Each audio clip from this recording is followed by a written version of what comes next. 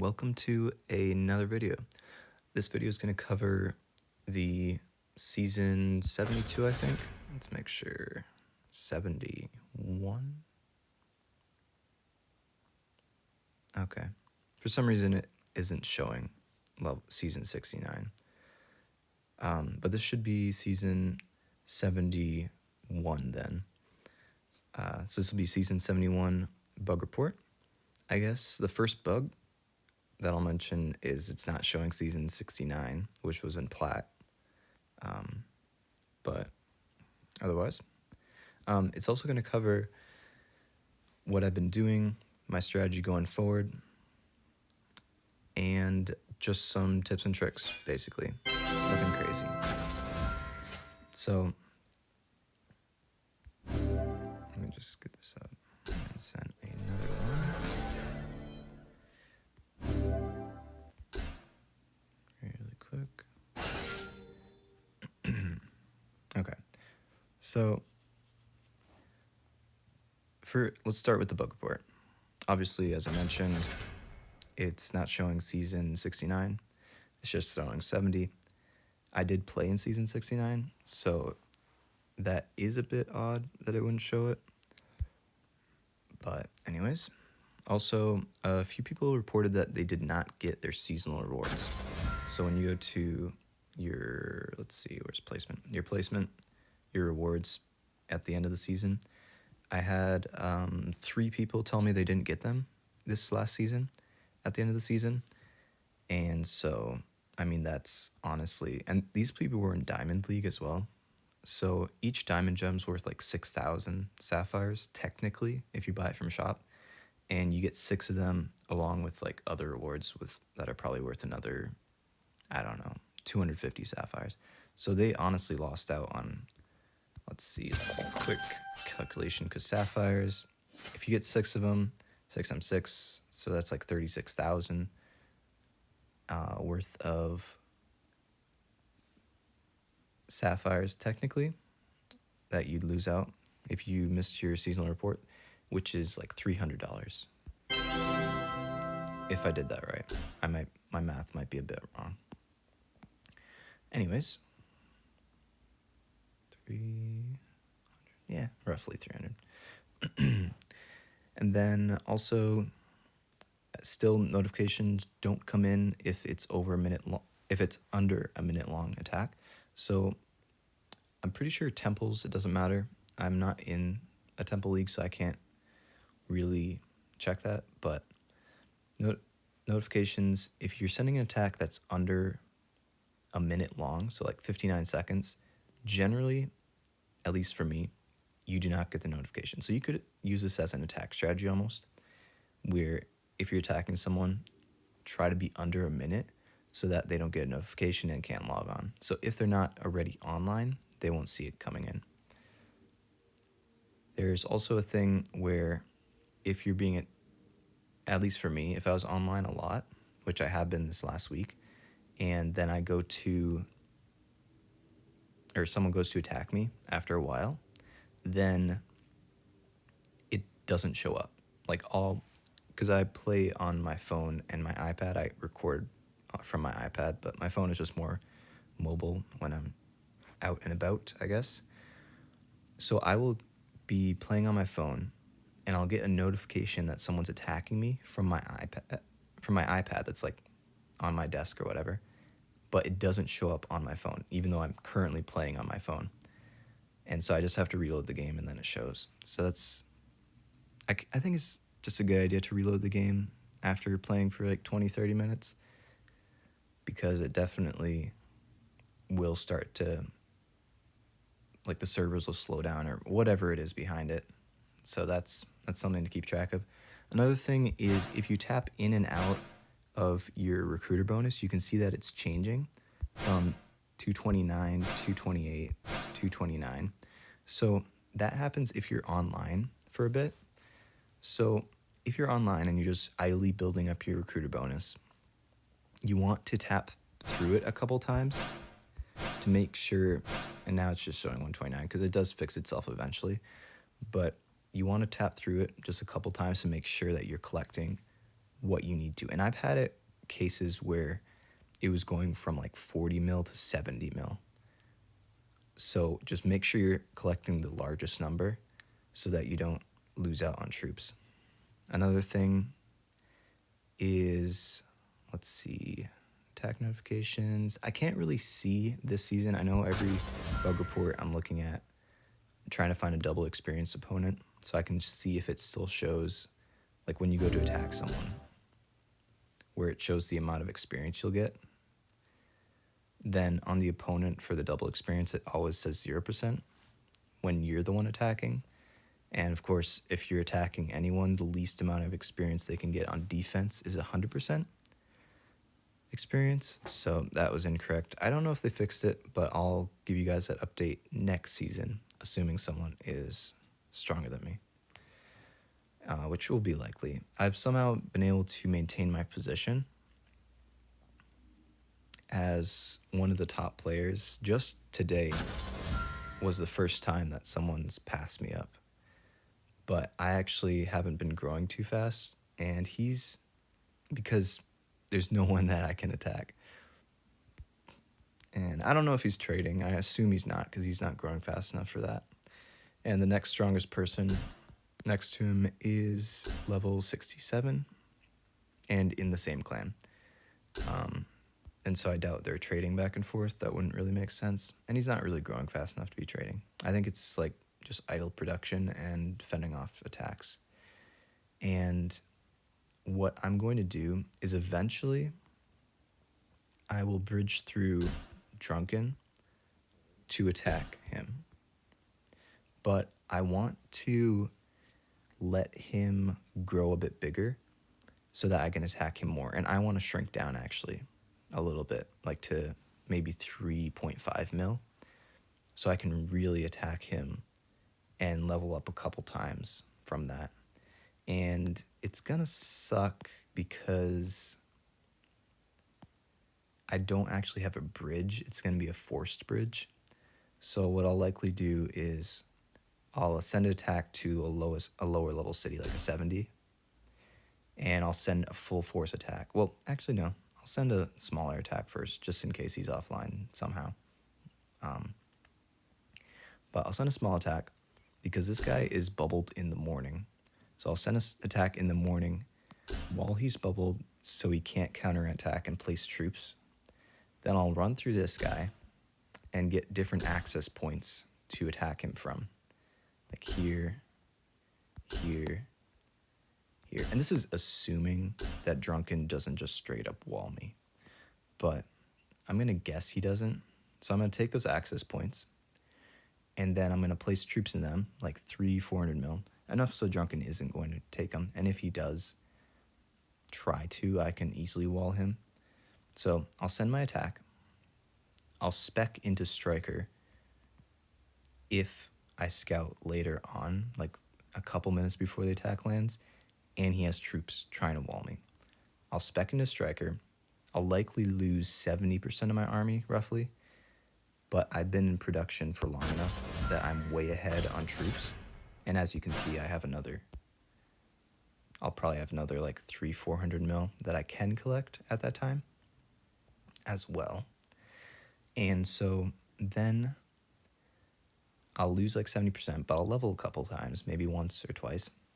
And then I'll reinforce that amount, and I'm faster than him. So then I'll go back to my layout of a hybrid striker rusher build, and I'll blitz through his cities and take those access points I was talking about. But I don't want, like, it'll be free gold, but I don't want to focus my attack on Drunken and grow too big so that I can't attack Jada's with my largest amount and like actually run through a good amount of his cities at 1 to 1.5% experience. And I'll likely not attack him down to 50% experience. But what I will do is I'll keep maybe 400 mil in one of his cities. And I'm not 100% sure if I will level that city and just camp those troops there for a future bridge, or if I'll just go out and spend all my gold that I made on my own portion of this island.